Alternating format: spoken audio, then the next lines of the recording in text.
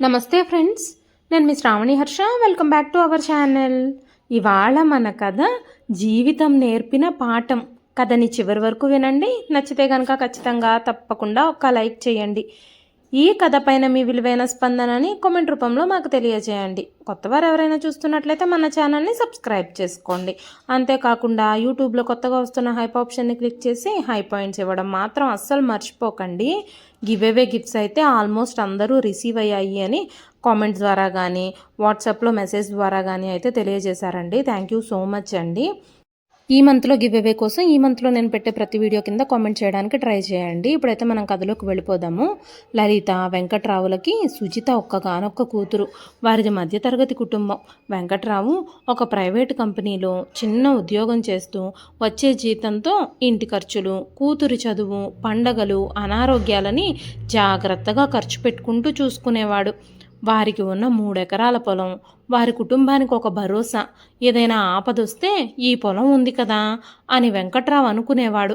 తన వృద్ధాప్యంలో ఉద్యోగం, జీతం ఉండవు అని, అప్పుడు ఈ పొలం నుంచి వచ్చే ఆదాయంతో జీవనాన్ని గడపొచ్చని అతని ఆలోచన. లలిత కూడా భర్త కష్టాన్ని అర్థం చేసుకుని ఎప్పుడూ అనవసరమైన ఖర్చుల జోలికి వెళ్లేదే కాదు. వారికి తమ జీవితంలో పెద్దగా కోరికలేవీ లేవు. ఒక్కగానొక్క కూతురు సుజితని బాగా చదివించి మంచి ఉద్యోగం వచ్చేలా చేసి మంచి కుటుంబంలో పెళ్లి చేసి ఆమె సుఖంగా సంతోషంగా ఉండడం చూడాలన్నదే వాళ్లకున్న అతిపెద్ద కోరిక. అయితే సుజిత చిన్నప్పటి నుంచే తల్లిదండ్రులకి ప్రాణంగా మారిపోయింది. ఒక్కగానొక్క కూతురు కావడంతో లలిత, వెంకట్రావులు ఆమె అడిగిన దాన్ని సాధ్యమైనంత వరకు కాదనేవారు కాదు. చిన్నప్పుడు బొమ్మలు, పండగకి కొత్త బట్టలు వెంటనే కొనిచ్చేవారు. స్నేహితులతో బయటకు వెళ్ళాలి అని అడిగితే కూడా ఎక్కువగా ఆపేవారు కాదు. ఒక్కగానొక్క పిల్ల కదా, చిన్నప్పుడే సరదాగా ఉండనివ్వాలి, పెద్దయితే జీవితం ఎలా ఉంటుందో తెలియదు అని లలిత అనేది. కానీ ఆ ప్రేమ, గారాబం క్రమక్రమంగా సుజిత మనస్తత్వాన్ని మార్చేసింది. తాను అందంగా ఉన్నాననే విషయం ఆమెకి చిన్న వయసులోనే బాగా అర్థమైంది. స్కూల్లో కూడా టీచర్లు, స్నేహితులు సుజిత అందంగా ఉందని, క్యూట్గా ఉందని చెప్పేవారు. ఆమె స్నేహితుల్లో చాలామంది సాధారణంగా కనిపించిన సుజిత మాత్రం అందరిలో ప్రత్యేకంగా కనిపించేది. పొడవాటి జుట్టు, పెద్ద పెద్ద కళ్ళు, చక్కటి ముఖం, నవ్వితే మరింత అందంగా కనిపించే రూపం ఉండడంతో ఎక్కడికి వెళ్ళినా కొంతమంది ఆమెను చూసి చాలా అందంగా ఉంది అనేవారు. మొదట్లో ఆ మాటలు విని సుజిత సిగ్గుపడేది. కానీ రోజులు గడిచే కొద్దీ ఆ పొగడ్తలు ఆమెకు అలవాటుగా మారిపోవడం మొదలయ్యాయి. ఒకరోజు తన స్నేహితురాలు నవ్వుతూ, సుజిత, నిన్నెవరు పెళ్లి చేసుకుంటారో కానీ చాలా అదృష్టవంతుడే అంది. మరో స్నేహితురాలు, నీకు చాలా పెద్ద సంబంధమే వస్తుంది, నువ్వు అందంగా ఉన్నావు కదా, ఏ రాకుమారుడో వచ్చి నిన్ను పెళ్లి చేసుకుంటాడు అంది. ఆ మాటలు సుజిత మనసులో గట్టిగా నాటుకున్నాయి. అవును, నేను అందంగా ఉన్నాను. అందంగా ఉన్న నాకు సాధారణమైన భర్త ఎలా వస్తాడు అనే ఆలోచన మొదలైంది. కొద్ది కొద్దిగా ఆ ఆలోచన పొగరుగా మారింది. తనకు కాబోయే భర్త పెద్ద ఉద్యోగం చేసేవాడై ఉండాలి, డబ్బున్న కుటుంబానికి చెందినవాడై ఉండాలి, తనను చూసిన వెంటనే ఇష్టపడాలి, తనను రాజకుమారిలా చూసుకోవాలి అంటూ ఆమె కలలు కనేది. స్నేహితులు ప్రేమ, పెళ్లి గురించి మాట్లాడుకుంటూ ఉంటే వారికి ఎలాంటి భర్త రావాలని కోరుకుంటున్నారో చెప్పేవారు. సుజిత మాత్రం, నాకు పెద్ద ఉద్యోగం చేసే అబ్బాయే వస్తాడు, నేను అందంగా ఉన్నాను కాబట్టే ఖచ్చితంగా నాకు మంచి సంబంధం రావడం ఖాయం అనేది. ఆమె తల్లిదండ్రులు ఈ మాటలు విన్నప్పుడు చిన్నగా నవ్వేవారు. అందం ఒక్కటే జీవితం కాదమ్మా, మంచి మనసు, చదువు, స్వతంత్రంగా నిలబడే శక్తి ఉండాలి అని వెంకట్రావు గారు ఎప్పుడూ కూతురుతో చెబుతూ ఉండేవారు. కానీ సుజిత మాత్రం ఆ మాటల్ని పట్టించుకునేది కాదు. నాన్న, మీరు పాతకాలపు మాటలు మాట్లాడకండి, అందంగా ఉన్న అమ్మాయిలకి మంచి సంబంధాలు కొదువా ఏమిటి అనేది. ఇంటర్ పూర్తయిన తర్వాత వెంకట్రావు గారు కూతుర్ని ఇంజనీరింగ్లో చేర్పించారు. నువ్వు బాగా చదివి ఉద్యోగం చేస్తే నీకు జీవితంలో ఎవ్వరి మీద ఆధారపడాల్సిన అవసరం ఉండదమ్మా అంటూ చెప్పారు.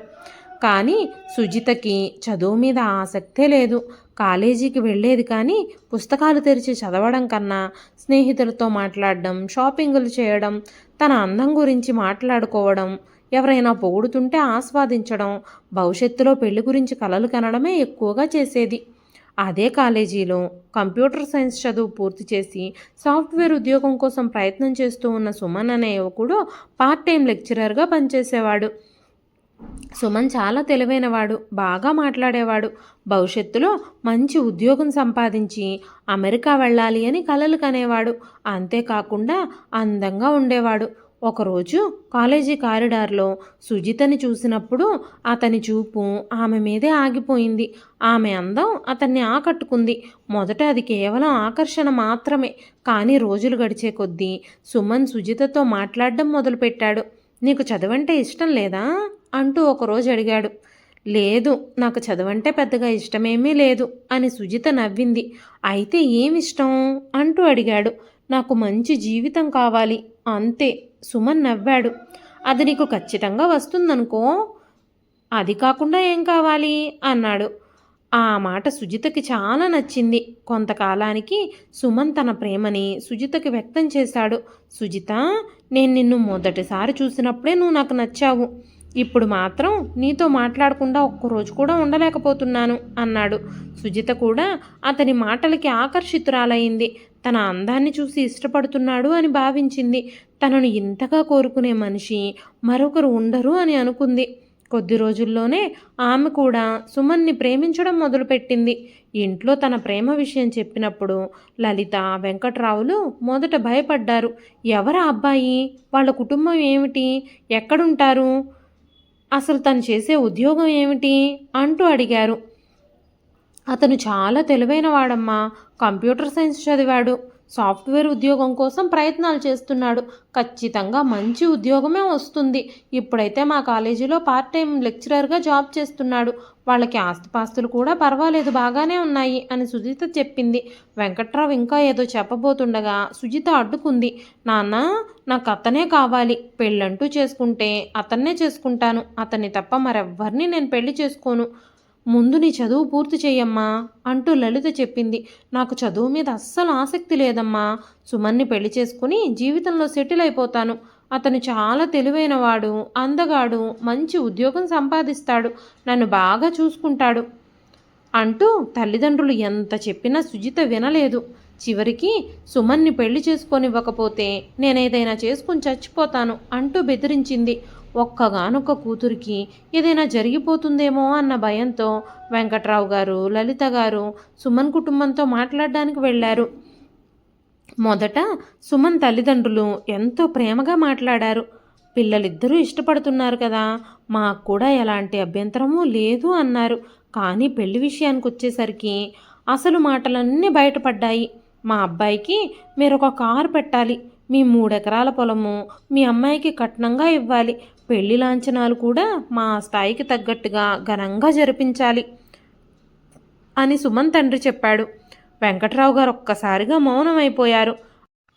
ఆ 3 ఎకరాల పొలం అతని జీవితానికి ఆధారం. కానీ సుజిత మాత్రం, నాన్న, మీరేదో ఒకటి చెయ్యండి, నేను సుమన్ని తప్ప ఇంకెవ్వరిని చేసుకోను అంటూ ఏడ్చింది. వెంకట్రావు కూతురు కన్నీళ్ల ముందు ఓడిపోయాడు. పిల్లలు సంతోషంగా ఉంటే మనకి ఆస్తి ఎందుకు అని తనకి తాను సమాధానపరుచుకున్నాడు. 3 ఎకరాల పొలాన్ని కట్నంగా ఇవ్వడానికి ఒప్పేసుకున్నాడు. కారు కూడా కొనిస్తానని మాటిచ్చాడు. తన వృద్ధాప్యం కోసం దాచుకున్న డబ్బుల్ని కూడా పెళ్లి ఖర్చులకు ఉపయోగించేశాడు. ఎల్ఐసిలో దాచుకున్న డబ్బులు కూడా ఎంతవరకు లోన్ వస్తుందో అంత తీసుకోవడానికి ప్రయత్నించాడు. అవసరమైన చోట, అందిన చోట అప్పులు చేశాడు. చివరికి ఘనంగా పెళ్లి చేశాడు. పెళ్లి రోజున సుజిత తన తండ్రి చేతిని పట్టుకొని, నాన్న, మీరు నాకు చాలా ఇచ్చారు, నేను జీవితాంతము మిమ్మల్ని సంతోషపెడతాను, మీకు బాధ కలిగించను అంది. వెంకట్రావు నవ్వుతూ, నువ్వు సంతోషంగా ఉంటే అదే మాకు చాలమ్మా అన్నాడు. లలిత కూడా కూతుర్ని కౌగిలించుకొని, నీకు నచ్చిన వాడినే చేసుకున్నావు కదమ్మా, ఇక నీ జీవితం నీది, సంతోషంగా ఉండు, నువ్వు కోరుకున్నది దక్కింది కదా, ఇక నీకు సంతోషమే కలగాలని కోరుకుంటున్నాను అని ఆశీర్వదించింది. సుజిత అత్తింట్లో అడుగుపెట్టిన మొదటి రోజే తన జీవితం చాలా అందంగా ఉండబోతోందని ఊహించుకుంది. కానీ 3 నెలలు కూడా గడవకముందే పరిస్థితి మారిపోయింది. మొదట చిన్న చిన్న మాటలు మొదలయ్యాయి. మీ వాళ్ళు కారు ఇంకా పెట్టలేరా అని అత్తగారు అడిగేది. మీ నాన్న పొలం ఇచ్చాడు కదా, ఇక అంతేనా, దాంతోనే సరిపెట్టేస్తాడా అని మామగారు అనేవారు. సుజిత మొదట ఏమీ పట్టించుకోలేదు. కానీ ఒకరోజు సుమన్కి కొత్త సాఫ్ట్వేర్ ఉద్యోగం రావడంతో వేధింపులు మరింత పెరిగాయి. ఇప్పుడు మా అబ్బాయి సాఫ్ట్వేర్ ఉద్యోగం చేస్తున్నాడు, అతని స్థాయికి తగ్గట్టుగా కారు కావాలి అని మంజుల చెప్పింది. సుజిత, మా నాన్న దగ్గర అంత డబ్బు లేదండి, పెళ్లి కోసం చాలా డబ్బులు ఖర్చు పెట్టేశారు, అందిన చోట్లల్లా అప్పులు చేశారు అని చెప్పగానే మంజుల కోపంతో మండిపోయింది. మీ ఇంట్లో డబ్బు లేకపోతే మా అబ్బాయిని ఎందుకు పెళ్లి చేసుకున్నావు? మీ స్తోమతకు తగ్గ సంబంధం వెతుక్కోవచ్చు కదా అంటూ అరిచింది. సుజిత సుమన్ వైపు చూసింది. అతను మౌనంగా నిలబడ్డాడు. సుమన్, నువ్వైనా చెప్పు, నేనేం తప్పు చేశాను అంటూ అడిగింది. అతను అమ్మతో వాదించుకు, ఏదో ఒకటి చేసి సర్దుకుపో అన్నాడు. ఆ మాట సుజితకు గుండెల్లో బలంగా తగిలింది. కొద్ది రోజులకి ఆమెను ఇంటి నుంచి బయటకు పంపించారు. పుట్టింటికొచ్చిన సుజితను చూసి లలిత గారి గుండెలు పగిలిపోయాయి. ఏమైందమ్మా అంటూ అడిగితే సుజిత ఏడుస్తూ అన్నీ చెప్పింది. వెంకట్రావు గారు కోపంతో వణికిపోయారు. మన దగ్గరున్నదంతా ఇచ్చాం కదమ్మా, ఇంకా ఏం కావాలి అని అన్నాడు. కానీ సుజిత మాత్రం భర్తనే సమర్థించింది. నాన్న, సుమన్ చెడ్డవాడు కాదు, అతని తల్లిదండ్రులే అడిగారు. మీరు కూడా పెళ్లిలో కారు పెడతానని మాట ఇచ్చారు కదా, మీరు ఎలాగోలాగా మరోసారి సాయం చేస్తే నా కాపురం నిలబడుతుంది. వెంకట్రావు, ఇంకేముంది మన దగ్గర అన్నాడు. అయినా సరే కూతురు కన్నీళ్లు చూసి మళ్ళీ ఓడిపోయాడు. వృద్ధాప్యం కోసం దాచుకున్న డబ్బు తీసుకున్నాడు. ఎల్ఐసి మీద లోన్ కూడా తీసుకున్నాడు. అప్పు చేసి మరీ కారు కొనిచ్చాడు. ఇక అయినా మా అమ్మాయి సుఖంగా ఉంటుంది అని అనుకున్నాడు. ఆ తర్వాత కొంతకాలం సుజిత కాపురం సజావుగానే సాగింది. ఆమె భర్తను మరింత ప్రేమగా చూసుకుంది. తెల్లవారుజామునే లేచి ఇంటి పనులన్నీ చేసేది. అత్తామామలకి కావలసినవన్నీ అమర్చి పెట్టేది, వంట చేసేది, భోజనం వడ్డించేది, భర్తకు నచ్చినట్టుగా ఉండేది. తన తల్లిదండ్రులు తన కోసం ఎంత చేశారో గుర్తు చేసుకుని ఇక నా కాపురం ఎలాగైనా నేనే నిలబెట్టుకోవాలి అనుకునేది. అదే సమయంలో ఒకరోజు సుమన్ తల్లిదండ్రులకి చుట్టాలైన ఒక వ్యక్తి వచ్చాడు. సుమన్కి ఆయన మేనమామ వరస. మన సుమన్కి ఒక అద్భుతమైన సంబంధం వచ్చిందమ్మా. వాళ్ళకి తను ఒక్కగానొక్క కూతురు, కోట్ల ఆస్తికి వారసురాలు. 10 కోట్ల రూపాయలైనా కట్నం ఇవ్వడానికి కూడా వాళ్ళు సిద్ధంగా ఉన్నారు. మన సుమన్కి ఈ మధ్య పెళ్ళైపోయింది, లేదంటే ఆ సంబంధం ఖచ్చితంగా మనకే వచ్చేది. ఏం చేస్తాం, పిల్లలు ముందే ప్రేమించుకుని పెళ్లి చేసుకున్నారు కదా అన్నాడు. మంజుల ఆ మాటలు విన్నప్పటి నుంచి తన కోడలి మీద మరింత ద్వేషం చూపించడం మొదలుపెట్టింది. మన అబ్బాయి అదృష్టాన్ని నాశనం చేసింది ఈవిడగారు అనే భావన ఆమె మనసులో బలంగా నాటుకుంది. సుజిత ఏం చేసినా తనకి తప్పుగానే కనిపించేది. భర్తకి వంట చేసి పెడితే ఇంతకాలం మా అబ్బాయికి నచ్చినట్టుగా వంట చేయడం కూడా నేర్చుకోలేదా? ఎప్పుడు ఏదో ఒకటి తక్కువ ఎక్కువ వేస్తావు అనేది. ఇంటిని శుభ్రంగా ఉంచితే పనిచేసి ఇదంతా నేనే చేశాను అని చూపించుకోవడానికి చేస్తున్నావా అనేది. అలసిపోయి కాసేపు కూర్చుంటే మా ఇంట్లో కోడళ్ళు ఇలా కూర్చోరు, ఎప్పుడూ పని చేస్తూనే ఉంటారు అనేది. సుజిత బాధపడేది. సుమన్తో మాట్లాడేది. మీ అమ్మ నన్ను ఎందుకింతగా ద్వేషిస్తుంది అని అడిగేది. సుమన్ మాత్రం అమ్మ మాటలు పట్టించుకోకు, తనకు కొంచెం చాదస్తాం అని చెప్పి తప్పించుకునేవాడు. ఒకరోజు సుజిత కన్నీళ్లతో, నువ్వు నా భర్తవు కదా, కనీసం నా కోసం ఒక్కసారైనా నోరు తెరిచి మాట్లాడవా అంటూ అడిగింది. సుమన్, నువ్వే అర్థం చేసుకోవాలి, అమ్మకి ఎదురు చెప్పడం నాకు ఇష్టం లేదు అన్నాడు. ఆ సమాధానం సుజితలో మరో చిన్న గాయం చేసింది. అయినా ఆమె భర్తను వదిలిపెట్టలేదు. అతను నన్ను ప్రేమిస్తున్నాడు, ఒకరోజు నా విలువని అర్థం చేసుకుంటాడు అని తనను తానే ఓదార్చుకుంది. కొంతకాలానికి సుమన్కి అమెరికాలో ఉద్యోగం వచ్చింది. ఆ వార్త విన్నప్పుడు వెంకట్రావు, లలిత ఇద్దరూ చాలా సంతోషించారు. అమెరికా వెళ్ళిపోయి అక్కడ సెటిల్ అయితే అత్తామామల వేధింపులు తగ్గిపోతాయి. అల్లుడికి కూడా భార్య విలువ తెలుస్తుంది. మన అమ్మాయిని కూడా తనతో పాటు తీసుకెళితే జాగ్రత్తగా చూసుకుంటాడు. వాళ్ళిద్దరి మధ్య మనస్పర్ధలన్నీ చెరిగిపోతాయి అని అనుకున్నారు. సుమన్ అమెరికా వెళ్లే ముందు సుజితతో చాలా ప్రేమగా మాట్లాడాడు. నేను ముందుగా అక్కడికి వెళతాను, అక్కడ ఉద్యోగంలో కుదురుకుంటాను, ఇల్లు చూసుకుంటాను. 6 నెలల తర్వాత మళ్ళీ తిరిగొచ్చి నిన్ను తీసుకెళ్తాను. అక్కడ మనం కొత్త జీవితం మొదలు పెడదాము. ఇప్పుడే నేను తీసుకెళ్తే నాతో పాటు నువ్వు కూడా ఇబ్బందులు పడతావు అన్నాడు. సుజిత ఆనందంతో అతని చేతిని పట్టుకుంది. నిజంగానే తొందరగా వచ్చి నన్ను తీసుకెళ్తారు కదా అంటూ అడిగింది. నీ కోసమే వెళుతున్నాను, నేను నిన్ను తీసుకెళ్ళకపోతే అక్కడెందుకుంటాను అన్నాడు. ఆ మాటలు ఆమెకు చాలా ప్రేమతో కూడిన మాటల్లా అనిపించాయి. సుమన్ వెళ్ళే రోజు వెంకట్రావు గారు అతనితో ప్రత్యేకంగా మాట్లాడారు. బాబు, ఆ అమ్మాయిని ఎక్కువ కాలం ఇక్కడే ఉంచేయకండి, మీ దగ్గరికి తీసుకెళ్ళిపోండి. మా అమ్మాయి మళ్ళీ ఎలాంటి బాధలు పడకూడదు అన్నాడు. సుమన్ కూడా, మామయ్య గారు 6 నెలల్లో నేను తప్పకుండా తనను వచ్చి తీసుకెళ్ళిపోతాను అన్నాడు. లలిత కూడా, బాబు, అక్కడ మీ జీవితం ఎలా ఉన్నా ఇద్దరూ కలిసి ఉంటేనే మంచిది. మా అమ్మాయి ఎలాంటి పరిస్థితుల్లో అయినా సర్దుకోగలదు, కానీ అమ్మాయిని ఇలా ఒంటరిగా వదలొద్దు అంది. అలాగే అత్తయ్య అని చెప్పి సుమన్ అమెరికా వెళ్ళిపోయాడు. మొదటి 2 వారాలు సుజితకి ఫోన్ చేసేవాడు. ఎలా ఉన్నావు, ఏం చేస్తున్నావు అని అడిగేవాడు. ఆ తర్వాత ఫోన్లు తగ్గిపోయాయి.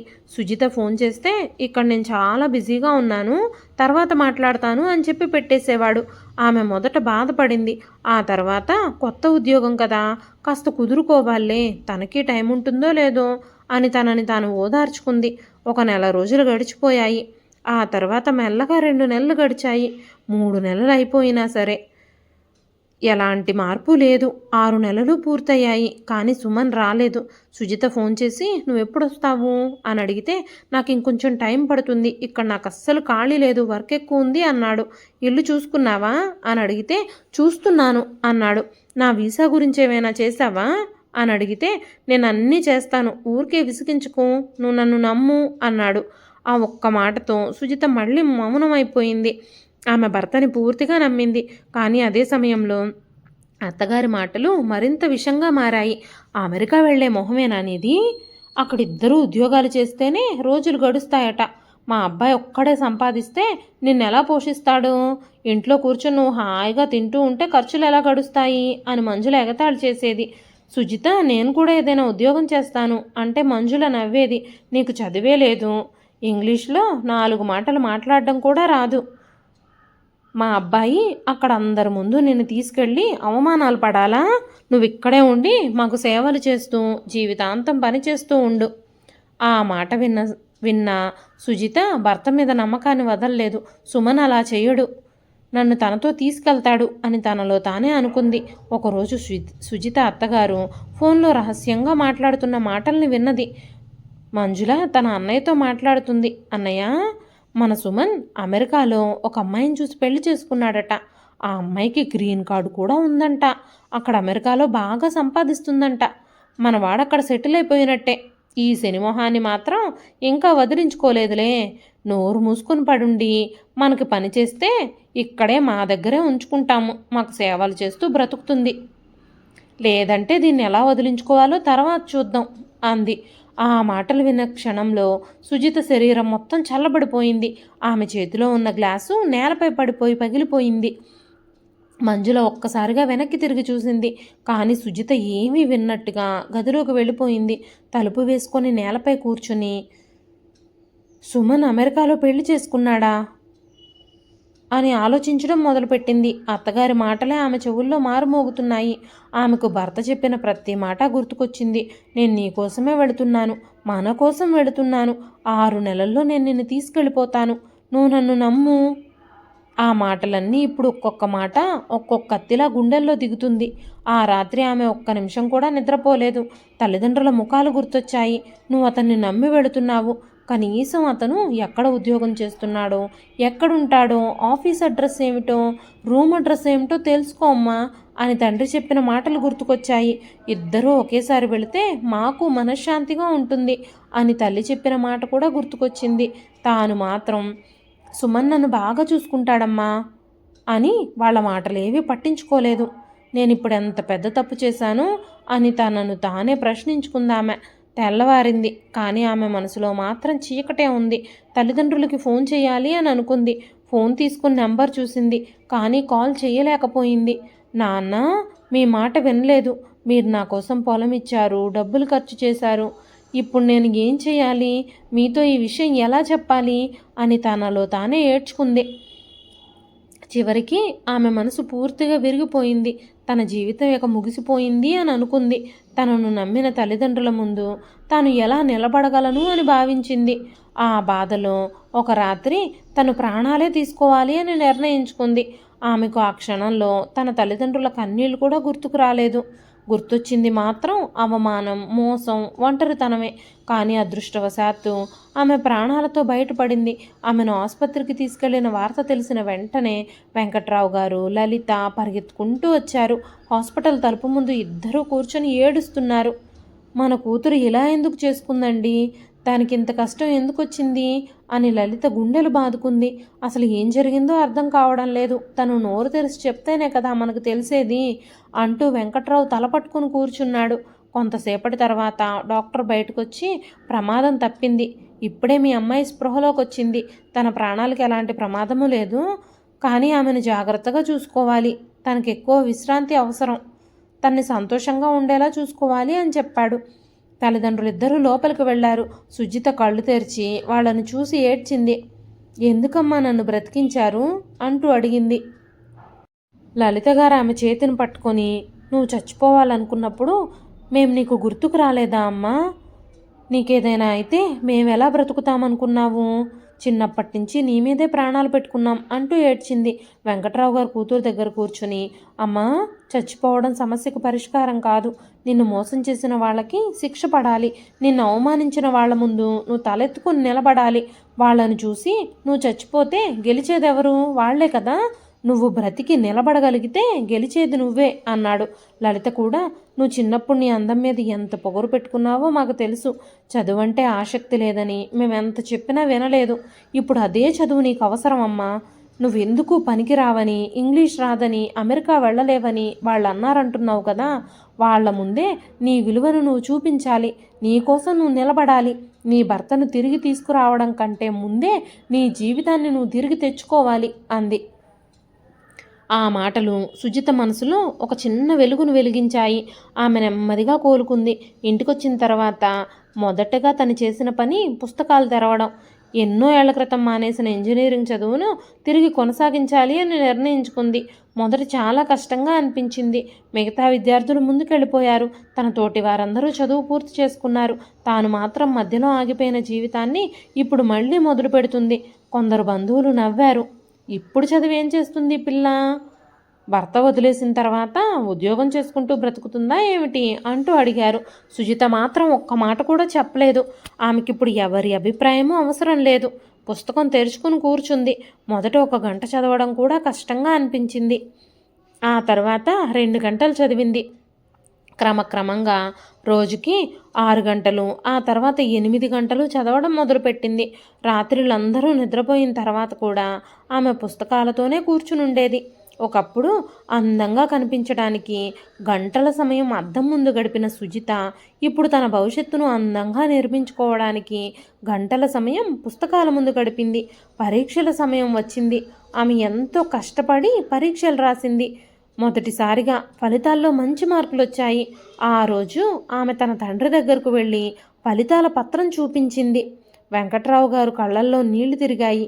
ఇదే నేను నీకు పెళ్లి కంటే ముందే కోరుకున్నదమ్మా అన్నాడు.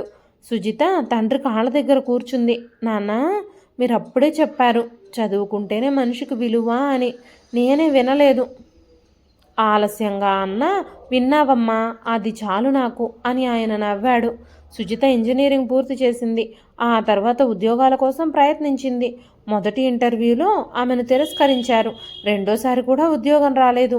మూడోసారి కూడా తను చేసిన ఉద్యోగ ప్రయత్నం విఫలమైంది. ఒక రాత్రి బాధగా తను కూర్చునున్నప్పుడు లలిత వచ్చి, ఏమైందమ్మా అంటూ అడిగింది. అమ్మా, నాకు ఉద్యోగం రావడం లేదమ్మా, ఏ ఇంటర్వ్యూలోనూ నేను సెలెక్ట్ అవ్వడం లేదు అంది. నువ్వు ఇంతవరకు ఎన్నిసార్లు ప్రయత్నించావు అని అడగగానే 3 సార్లు అని చెప్పింది.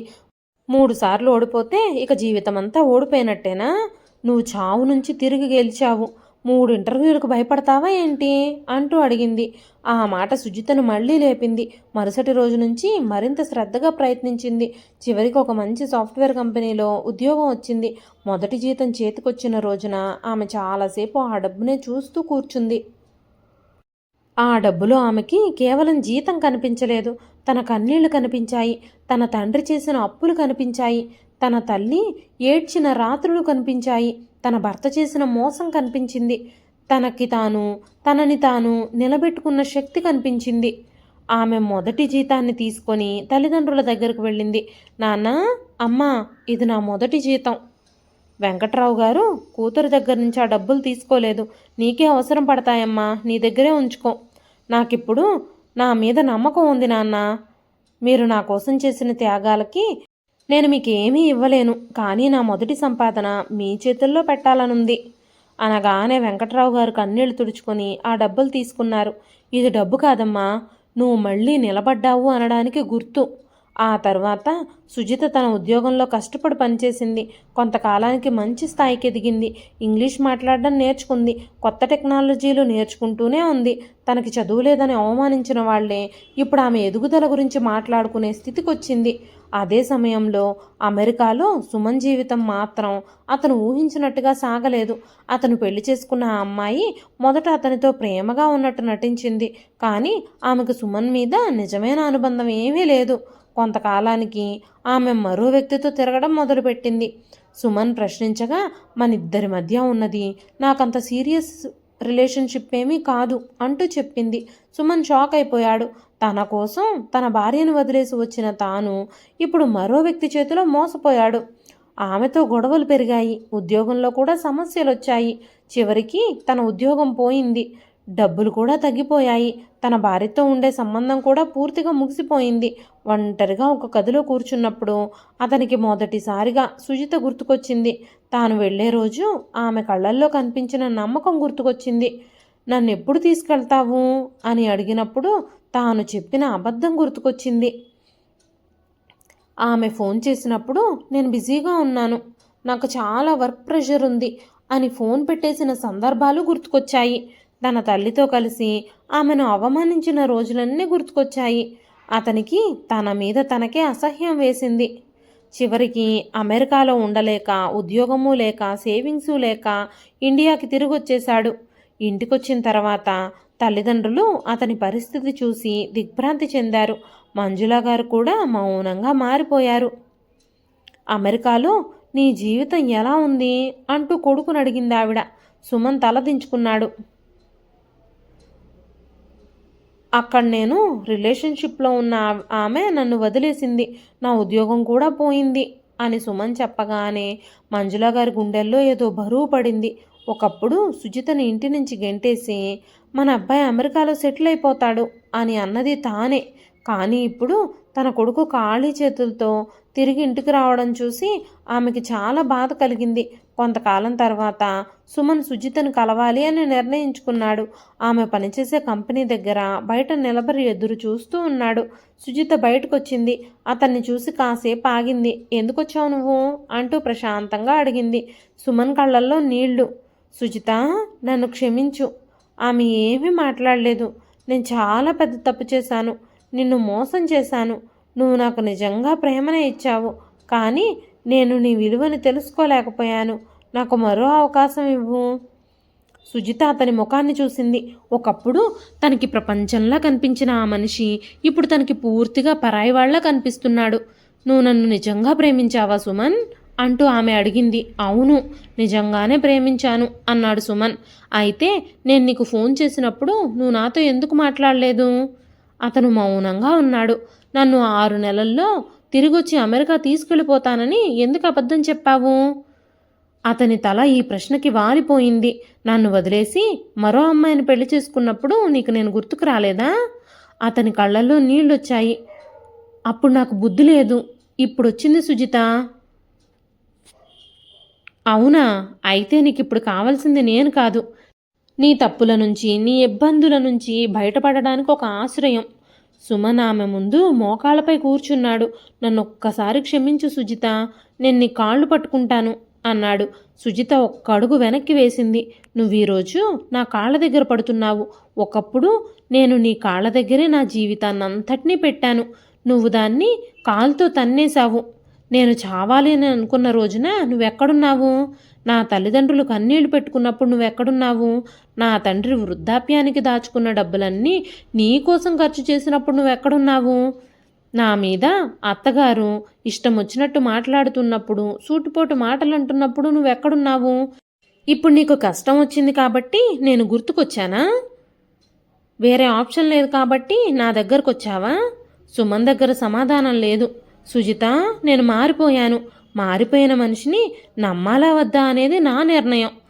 నేను నిన్ను క్షమించొచ్చు, కానీ నా జీవితంలోకి నేను నిన్ను తిరిగి తీసుకోను. సుమన్ కన్నీళ్లతో అయితే నేనేం చేయాలి అన్నాడు. నువ్వు చేసిన తప్పుల ఫలితాలు నువ్వే ఎదుర్కోవాలి అంటూ ఆమె అక్కడి నుంచి వెళ్ళిపోయింది. కానీ విషయం అక్కడితో ఆగలేదు. సుజిత తనపై జరిగిన అన్యాయాన్ని చట్టపరంగా ఎదుర్కోవాలి అని నిర్ణయించుకుంది. తల్లిదండ్రులు మొదట బయటపడ్డారు. కేసు పెడితే ఇంకా సమస్యలు వస్తాయేమో అన్నారు. సుజిత మాత్రం, నాన్న, నాకు ప్రతీకారం తీర్చుకోవాలని లేదు, కానీ నా మీద జరిగింది తప్పు అని నేను నిరూపించుకోవాలి. నన్ను అన్యాయంగా వాళ్ళు మోసం చేశారని, లేనిపోని నిందలు వేసి నన్ను ఇబ్బంది పెట్టారని, కట్నం కోసం నన్ను వేధించారని, కారు కోసం డబ్బులు తీసుకున్నారని, నా జీవితాన్ని వాళ్ళు నాశనం చేశారని అందరికీ తెలియాలి. నేను మౌనంగా ఉంటే రేపు ఇంకో అమ్మాయికి ఇదే జరుగుతుంది అంది. ఆమె న్యాయపరమైన సలహా తీసుకుని ఫిర్యాదు చేసింది. కట్నం కోసం జరిగిన వేధింపులు, డబ్బులు తీసుకున్న విషయాలు, తనని మోసం చేసిన విధానం, విదేశాలకు వెళ్ళిపోయి మరో అమ్మాయిని వివాహం చేసుకున్న విషయం వంటి అంశాలపై చట్టపరమైన చర్యలు మొదలయ్యాయి. పోలీసుల విచారణలో ఎన్నో విషయాలు బయటపడ్డాయి. వెంకట్రావు ఇచ్చిన 3 ఎకరాల పొలం వివరాలు, కారు కొనుగోలు చేసిన పత్రాలు, ఎల్ఐసి లోను, బ్యాంకు లావాదేవీలు, పెళ్లి ఖర్చులు, సుమన్ పంపిన సందేశాలు, ఫోన్ సంభాషణలకు సంబంధించిన ఆధారాలు అన్నీ ఒక్కొక్కటిగా బయటకొచ్చాయి. మంజుల మొదట మేమేమీ చెయ్యలేదు, మాకెలాంటి పాపం తెలియదు, ఇవన్నీ తప్పుడు కేసులు, మా మీద కావాలనే పగ తీర్చుకోవడానికి తను ప్రయత్నిస్తుంది అంటూ చెప్పింది. కానీ ఆధారాలన్నీ ఎదురుపడడంతో ఆమెకు మాటలు రావడం లేదు. సుమన్ కూడా తనని తాను రక్షించుకోవడానికి ప్రయత్నించాడు. కానీ అతని మాటలకు విరుద్ధంగా ఉన్న ఆధారాలన్నీ అతన్ని చుట్టుముట్టాయి. కేసు విచారణ సమయంలో సుజిత కోర్టులో నిలబడిన రోజు వెంకట్రావు, లలితలు వెనక కూర్చున్నారు. వారి కళ్ళల్లో కన్నీళ్లున్నాయి. కానీ ఈసారి అవి బాధతో వచ్చిన కన్నీళ్లు కాదు. తమ కూతురు ఎవ్వరి ముందు తల వంచకుండా ధైర్యంగా నిలబడుతున్నందుకు వచ్చిన కన్నీళ్లు. ఎదురుగా సుమన్ కుటుంబం కూర్చుంది. సుమన్ మాత్రం ఆమె వైపు కన్నెత్తి కూడా చూడలేకపోయాడు. ఒకప్పుడు ఆమెను చూసి ప్రేమలో పడ్డానని చెప్పిన అతను ఇప్పుడు ఆమె కళ్ళల్లోకి చూసే ధైర్యం కూడా కోల్పోయాడు. విచారణ కొనసాగింది. సుజితకు జరిగిన వేధింపులు, ఆమె తల్లిదండ్రుల నుంచి తీసుకున్న డబ్బులు, కారు, ఆస్తి, ఆమెను మానసికంగా వేధించిన పరిస్థితులు, సుమన్ విదేశాల్లో చేసిన మోసం వంటి అంశాలు చట్టపరమైన ప్రక్రియలో పరిశీలించబడ్డాయి. సుజిత తనకి రావలసిన డబ్బు, ఆస్తి, ఖర్చులపై కూడా చట్టపరమైన హక్కుల కోసం పోరాడింది. ఆమె తల్లిదండ్రులు పెళ్లి సమయంలో ఇచ్చిన ప్రతి రూపాయికి లెక్కలు సేకరించారు. అప్పటి వరకు పిల్ల సంతోషం కోసం ఇచ్చామని మౌనంగా ఉన్న వెంకట్రావు గారు ఇప్పుడు ఒక్కొక్క పత్రాన్ని బయటకు తీశాడు. నా కూతురే సంతోషంగా లేనప్పుడు, నా కూతురే ఆ ఇంట్లో కాపురం చేస్తూ లేనప్పుడు ఆ ఆస్తి వాళ్ళ దగ్గరకుండా ఎందుకుండాలి? ఇది మా కూతురు కోసం మేమిచ్చింది, న్యాయంగా మాకు తిరిగి రావాల్సింది తిరిగి రావాలి అంటూ ఆయన చెప్పాడు. చివరికి చట్టపరమైన ప్రక్రియ ద్వారా సుజితకి తన హక్కుల ప్రకారం పరిహారం, ఆస్తి, డబ్బు విషయాల్లో తగిన న్యాయం లభించింది. తన తల్లిదండ్రులు ఆమె పెళ్లి కోసం చేసిన అప్పులు తీర్చడానికి కూడా ఆమె తన సంపాదనతో ముందుకొచ్చింది. నాన్న, మీరు నా పెళ్లి కోసం చేసిన అప్పులు ఇక మీ మీద ఉండకూడదు అని చెప్పి తన సంపాదనతో ఒక్కొక్కటిగా తీర్చేసింది. వెంకట్రావు గారు కూతుర్ని చూసి కన్నీళ్లు పెట్టుకున్నారు. అమ్మా, నీ కాపురం నిలబడాలి అని ఇచ్చిన డబ్బు కంటే నువ్విప్పుడు మాకిచ్చిన ధైర్యం గొప్పది. సుజిత నవ్వింది. నాన్న, అప్పట్లో నేను మీ మాటను వినలేదు, ఇప్పుడైనా విననివ్వండి. ఇక మీదట మీరు నా గురించి బాధపడకండి. లలిత కూతుర్ని కౌగిలించుకొని, నువ్వు చచ్చిపోవాలని అనుకున్న ఆ రాత్రి మాకు ఇంకా గుర్తుందమ్మా. ఇప్పుడు నేను ఇలా చూస్తూ ఉంటే దేవుడు మాకు రెండోసారి నిన్నిచ్చినట్టుంది అంది. సుజిత కళ్ళల్లో నీళ్లు తిరిగాయి. అమ్మా, అప్పట్లో నేను నా జీవితం ముగిసిపోయింది అని అనుకున్నాను, కానీ నిజానికి నా పాత జీవితం మాత్రమే ముగిసిపోయింది. కొత్త జీవితం అప్పుడే మొదలయ్యింది. కొంతకాలానికి సుజిత ఉద్యోగంలో మరింత ఎదిగింది. తనకి ఒకప్పుడు ఇంగ్లీష్ రాదని ఎగతాళి చేసిన వాళ్ల ముందే ఇంగ్లీష్లో సమావేశాలు నిర్వహించే స్థాయికి చేరుకుంది. చదువు రాదని, పనికి రాదని అనుకున్న అమ్మాయి తన కష్టంతో మంచి ఉద్యోగం సంపాదించింది. భర్త లేకపోతే జీవితం ఉండదని అనుకున్న అమ్మాయి తన కాళ్ళ మీద తను నిలబడింది. అందం వల్ల తనకి అన్నీ వస్తాయి అని అనుకున్న అమ్మాయి చివరికి తన శ్రమ వల్లే గౌరవం సంపాదించింది. ఒకరోజు సుజిత తన పాత కాలేజీ దగ్గరకు వెళ్ళింది. అక్కడ కొత్తగా చదువుతున్న అమ్మాయిల్ని చూసింది. తనకి తన గతం గుర్తుకొచ్చింది. ఒకప్పుడు అదే కారిడార్లో నిలబడి స్నేహితులతో నవ్వుతూ తన భవిష్యత్తు గురించి కలలు కనేది తను. తన అందమే తన బలం అనుకునేది. చదువు అనేది అవసరం లేదు అని అనుకునేది. ఆలోచిస్తే ఇవన్నీ గుర్తుకొచ్చి తనకే నవ్వొచ్చింది. ఆమె పక్కన నిలబడ్డ ఒక చిన్న అమ్మాయి తన స్నేహితురాలతో, నాకు పెళ్ళైతే భర్త నన్ను బాగా చూసుకోవాలి, నేను ఉద్యోగం చేయాల్సిన అవసరం లేదు అంటూ చెప్పింది. ఆ మాట విని సుజిత కాసేపు ఆగింది. ఆమె దగ్గరకు వెళ్ళి ఏమీ బలవంతంగా చెప్పకుండా మెల్లగా నవ్వింది. ఆ అమ్మాయికి తన కథ మొత్తం చెప్పాలి అని అనిపించింది. కానీ తన జీవితాన్ని ఉపన్యాసంగా మార్చాలి అని తను అనుకోలేదు. తాను అనుభవించింది తనకే తెలుసు.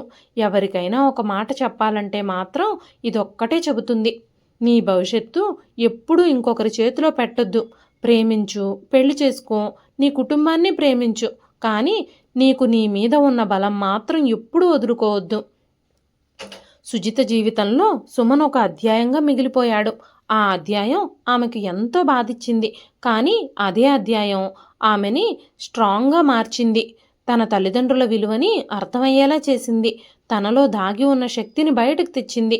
ఒకప్పుడు నాకు అందమైన భర్త వస్తాడు, తను పెద్ద ఉద్యోగం చేస్తాడు, కోటీశ్వరుడవుతాడు, నన్ను మహారాణిలా చూసుకుంటాడు అని కలలు కన్న సుజితకి ఇప్పుడు ఆ కలలన్నీ చాలా చిన్నవిగా అనిపించాయి. ఎందుకంటే ఆమెకి ఇప్పుడే అర్థమైంది, మన జీవితానికి విలువిచ్చేది మన పక్కన నిలబడే మనిషి సంపద కాదు, మనం మన జీవితాన్ని ఎలా నిర్మించుకుంటున్నాము అన్నదే మన జీవితానికి విలువిస్తుంది. ఆమె తండ్రి ఒకరోజు సాయంత్రం పొలం అంచున నిలబడున్నాడు. సుజిత అతని దగ్గరకు వెళ్ళింది. నాన్న, ఈ పొలం చూసినప్పుడల్లా నాకు మీరే గుర్తుకొస్తారు అంది. వెంకట్రావు గారు నవ్వారు. నాకు కూడా ఇది చూసినప్పుడల్లా నువ్వే గుర్తొస్తావమ్మా. ఒకప్పుడు ఈ పొలం మీ వృద్ధాప్యానికి ఆధారం అనుకున్నారు, కానీ నా పెళ్లి కోసం ఈ పొలాన్ని కూడా మీరు ఇచ్చేశారు. అవును, అప్పుడు నేను మీకు భారమయ్యాను కదా నాన్న అంది. వెంకట్రావు వెంటనే ఆమె మాటను ఆపేశాడు. అలా ఎప్పుడూ అనుకోకమ్మా. తల్లిదండ్రులు పిల్లల కోసం ఇచ్చింది ఎప్పుడూ భారంగా భావించరు. కానీ ఒక్క విషయం మాత్రం నిజం, మనం ప్రేమతో చేసిన త్యాగాన్ని ఎవ్వరూ దుర్వినియోగం చేయకూడదు. సుజిత తండ్రి చేతిని పట్టుకుంది. ఇక మీదట మీ త్యాగాన్ని వృధా చేయను నాన్న. లలిత ఇంటి గుమ్మం దగ్గర నుంచి వాళ్ళిద్దరినీ చూస్తుంది. మీరిద్దరూ అక్కడే నిలబడి మాట్లాడుకుంటూ ఉంటారా ఏమిటి? లోపలికి రండి అంటూ పిలిచింది. సుజిత నవ్వుతూ తండ్రితో కలిసి ఇంట్లోకొచ్చింది. ఆ ఇంట్లో ఇప్పుడు పెద్దగా ఆస్తిపాస్తులు లేవు, కానీ ఒకప్పుడు లేని ప్రశాంతత ఉంది. వెంకట్రావుకి కూతురు భవిష్యత్తుపై ఇక భయం లేదు. లలితకి కూతురు ఒంటరిగా మిగిలిపోతుంది అన్న ఆందోళన లేదు. సుజితకి భర్త లేకపోవడం గురించి బాధే లేదు. ఎందుకంటే ఆమెకిప్పుడు తన జీవితంపై సంపూర్ణమైన నమ్మకం ఉంది. ఒకరోజు ఆమె తల్లి పాత అల్మారాలో తన పెళ్లి ఫోటోలు చూస్తూ కూర్చుంది. సుజిత ఆ ఫోటో తీసుకుంది. అందులో తను పెళ్లి బట్టల్లో నవ్వుతూ ఉంది. పక్కనే సుమన్, తన తల్లిదండ్రులు, వాళ్ళ తల్లిదండ్రులు వెనకాలే నిలబడున్నారు. ఆ ఫోటోని చాలాసేపు చూసింది సుజిత. అమ్మా, ఈ ఫోటోని నువ్వు ఇంకా ఎందుకు దాచుకున్నావు అంటూ అడిగింది. లలిత మెల్లగా నవ్వింది. అది నీ జీవితంలో జరిగిన ఒక సంఘటన మాత్రమే. దాన్ని తుడిచేస్తేనో పారేస్తేనో నీ గతం మారిపోదు. సుజిత అవును అన్నట్టుగా తలూపింది. నిజమే, కానీ ఈ ఫోటో చూస్తే ఇప్పుడు నాకు బాధ ఏమీ రావడం లేదమ్మా. ఎందుకమ్మా అంటూ అడిగింది లలిత. ఎందుకంటే ఈ అమ్మాయి ఎక్కడి నుంచి ఎక్కడికొచ్చిందో నాకు తెలుసు. ఆమె ఆ ఫోటోని మళ్ళీ అల్మారాలో పెట్టేసింది. ఒకప్పుడు ఈ ఫోటోలో ఉన్న అమ్మాయి తన భర్తే తన ప్రపంచం అనుకుంది. ఇప్పుడు అదే అమ్మాయి తన ప్రపంచం తనలోనే ఉంది అని తెలుసుకుంది. లలిత కూతుర్ని చూసి నవ్వింది. అదే జీవితం నేర్పిన పాఠం అని లలిత చెప్పగానే సుజిత తల ఊపింది. అవునమ్మా. ఆ రాత్రి అద్దం ముందు నిలబడి చిన్నప్పుడు చేసినట్టే తన ముఖాన్ని చూసుకుంది. కానీ ఈసారి తను తన అందాన్ని చూసి గర్వపడలేదు. తన కళ్ళల్లోకి తానే చూసుకుంది. ఆ కళ్ళల్లో తనకి ఎన్నో బాధల్ని దాటిన బలం కనిపించింది. నన్ను అందంగా ఉన్నావని చాలామంది అన్నారు, కానీ నేను బలంగా ఉన్నానని ఎవ్వరూ చెప్పలేదు. చివరికి ఆ విషయాన్ని నేనే స్వయంగా తెలుసుకున్నాను అని తనలో తానే అనుకుంది. ఆ తరువాత దీపం ఆర్పి గదిలోకి వెళ్ళింది. ఆమెకి ఒక గతం మీద కోపం లేదు. సుమన్ మీద ద్వేషం కూడా రోజురోజుకి తగ్గిపోయింది. ఎందుకంటే ద్వేషాన్ని మోస్తూ జీవించడం కూడా ఒక భారమేనని ఆమెకి అర్థమైంది. అతను చేసిన తప్పులకి చట్టం ముందు సమాధానం చెప్పించింది. తన హక్కులను సాధించుకుంది. తన తల్లిదండ్రులకు జరిగిన నష్టాన్ని భర్తీ చేయడానికి తన వంతు తాను చేసింది. అంతకంటే ఎక్కువగా అతని గురించి ఆలోచించాల్సిన అవసరం లేదు అని నిర్ణయించుకుంది. ఒకరోజు ఉదయం ఆఫీస్కు బయలుదేరే ముందు తన తండ్రి ఎదురుపడ్డాడు. ఎప్పుడొస్తావమ్మా అంటూ అడిగాడు. సాయంత్రం వస్తాను నాన్న అంటూ తను చెప్పింది. జాగ్రత్తగా వెళ్ళు అన్నాడు. అలాగే నాన్న అంది తను. లలిత వెంటనే తిన్నావా అమ్మా అంటూ అడిగింది. తిన్నానమ్మా, లంచ్ బాక్స్ కూడా తీసుకున్నాను అంటూ చెప్పింది. మధ్యాహ్నం సమయానికి తినడం మాత్రం మర్చిపోకు అని తల్లి అనగానే మర్చిపోనమ్మా అంది సుజిత. తలుపు దగ్గరకు వెళ్ళి సుజిత ఒక్కసారి వెనక్కి తిరిగి తల్లిదండ్రుల్ని చూసింది. వాళ్ళిద్దరూ గుమ్మం దగ్గరే నిలబడున్నారు. ఆమె నవ్వింది, వాళ్ళు కూడా నవ్వారు. ఒకప్పుడు పెళ్లి చేసుకుని వెళ్ళేటప్పుడు అదే గుమ్మం దగ్గర తల్లిదండ్రుల్ని చూసి నేను చాలా సంతోషంగా ఉంటానమ్మా అని చెప్పిన సుజిత ఇప్పుడు అదే గుమ్మం దాటి బయటకు వెళుతూ నేను సంతోషంగా ఉన్నాను అని చెప్పకుండానే వాళ్ళకు అర్థమయ్యేలా నవ్వింది. ఎందుకంటే ఈసారి ఆమె సంతోషం ఎవరో ఇచ్చింది కాదు, ఎవరో ఇస్తారని నమ్మింది కాదు, ఆమె స్వయంగా సంపాదించుకుంది. ఆమె కథలో అందం ఓడిపోయింది కాదు కాదు, అందం తన నిజమైన అర్థాన్ని కోల్పోయింది. ప్రేమ ఓడిపోయింది కాదు కాదు, ప్రేమ పేరుతో చేసిన మోసం ఓడిపోయింది. పెళ్లి విఫలమైంది కాదు కాదు, తన జీవితాన్ని ఇంకొకరి చేతుల్లో పెట్టిన ఆలోచన విఫలమైంది. చివరికి గెలిచింది ఒక మహిళ. తనని తాను తిరిగి కనుగొన్న కథ మాత్రమే గెలిచింది. ఒకప్పుడు నేను అందంగా ఉన్నాను కాబట్టి నాకు గొప్ప భర్త వస్తాడు, నా జీవితం అందంగా ఉంటుంది, ఆనందంగా ఉంటుంది అని కలలు కన్న సుజితకి జీవితం చివరికి నువ్వు అందంగా ఉన్నావని కాదు, నువ్వు నీ కాళ్ళ మీద నిలబడగలిగావు అని ప్రపంచం నిన్ను గౌరవిస్తుంది అనే నిజాన్ని నేర్పించింది. ఆమెకిప్పుడు ఎవరో వచ్చి తనని అదృష్టవంతురాలు అని చెప్పాల్సిన అవసరం లేదు. ఎవరో తన అందాన్ని పొగడాల్సిన అవసరమూ లేదు. ఎవరో తనని జీవితాంతం చూసుకుంటారు అని నమ్మాల్సిన అవసరమూ లేదు. తన తల్లిదండ్రుల్ని చూసుకోవడానికి ఆమెకు తన చేతులున్నాయి. తన భవిష్యత్తును నిర్మించుకోవడానికి ఆమెకు తన చదువు ఉంది. తన గౌరవాన్ని కాపాడుకోవడానికి తనకి కావలసినంత ధైర్యం ఉంది. తన జీవితం గురించి నిర్ణయం తీసుకోవడానికి కూడా ఇప్పుడు తనకి స్వేచ్ఛ ఉంది. ఒకప్పుడు 3 ఎకరాల పొలం, కారు, కట్నం, పెళ్ళి, భర్త ఇవన్నీ కలిస్తేనే జీవితం అనుకున్న సుజితకి చివరికి ఒక నిజం అర్థమైంది. మన దగ్గర ఎంత ఆస్తి ఉన్నది అన్నది కాదు, మనల్ని మనం కోల్పోకుండా ఎంత దూరం నడవగలము అన్నదే అసలు సంపద. తన తండ్రి ఇచ్చిన పొలం పోయింది, అతనిచ్చిన డబ్బు పోయింది, తల్లిదండ్రులకి కన్నీళ్లు వచ్చాయి, ఆమె కాపురం కూడా కూలిపోయింది, భర్త మోసం చేశాడు. ఆమె ఒకసారి తన ప్రాణాన్ని కూడా వదులుకోవాలి అని అనుకుంది. కానీ ఆ చీకటి దశలో తల్లిదండ్రులు ఆమె చేతిని పట్టుకున్నారు. నువ్వెందుకు చచ్చిపోవాలి? నిన్ను మోసం చేసిన వాళ్ళు బ్రతికే ఉంటే, దర్జాగా తిరుగుతూ ఉంటే నువ్వెందుకు చావాలి అన్న ఒకే ఒక్క మాట ఆమె జీవితాన్ని మార్చేసింది. ఆ రోజు నుంచి ఆమె వెనక్కి తిరిగి చూడలేదు. ఆమెను వదిలేసిన భర్త తిరిగొచ్చి కాళ్ళు పట్టుకున్నా ఆమె తిరిగి వెళ్ళలేదు. ఎందుకంటే ఆమెకు భర్తని గెలవడం లక్ష్యం కాదు, తనని తాను గెలవడమే లక్ష్యం. తన మీద తనకి కోల్పోయిన గౌరవాన్ని తిరిగి సంపాదించుకోవడమే లక్ష్యం. తన తల్లిదండ్రుల త్యాగానికి తగిన కూతురుగా నిలబడడమే తన లక్ష్యం. చివరికి ఆమె అదే చేసింది. అందుకే సుజిత కథలో నిజమైన ముగింపు ఆమె భర్తకు శిక్ష పడిన రోజు కాదు, ఆమె కోర్టు నుంచి బయటకొచ్చి తల్లిదండ్రుల చేతులు పట్టుకున్న రోజు కూడా కాదు, ఆమె మొదటి జీతం తండ్రి చేతిలో పెట్టిన రోజు కూడా కాదు. ఆమె తనని తాను అద్దంలో చూసుకొని ఇక నా జీవితాన్ని నేనే నడిపిస్తాను అని నిర్ణయించుకున్న రోజే. ఎందుకంటే ఆ రోజు నుంచే ఆమె నిజమైన జీవితం మొదలయ్యింది. ఇదండి ఈ రోజు కథ. ఈ కథ మీకు ఎలా అనిపించింది? కథ నచ్చితే ఒక లైక్ చేయండి. ఈ కథ పైన మీ విలువైన స్పందనని కామెంట్ రూపంలో మాకు తెలియజేయండి. మరెన్నో ఇలాంటి ఇంట్రెస్టింగ్ కథల కోసం మన ఛానల్ని సబ్స్క్రైబ్ చేసుకోండి. అంతేకాకుండా ఈ మంత్లో గివ్వే కోసం ఈ మంత్లో నేను పెట్టే ప్రతి స్టోరీని చదివి కామెంట్ చేయడం మాత్రం అస్సలు మర్చిపోకండి. మరొక మంచి కథతో రేపు మళ్ళీ కలుస్తానండి. అంతవరకు సెలవు, ఉంటానండి. అంతేకాకుండా ఈ నెలలో గివ్వేకి గిఫ్ట్స్గా ఏమిస్తే బాగుంటుందో మీ సజెషన్స్ అన్నీ కామెంట్ బాక్స్లో చెప్పేయండి. మరొక మంచి కథతో రేపు మళ్ళీ కలుస్తాను. అంతవరకు సెలవు, ఉంటానండి.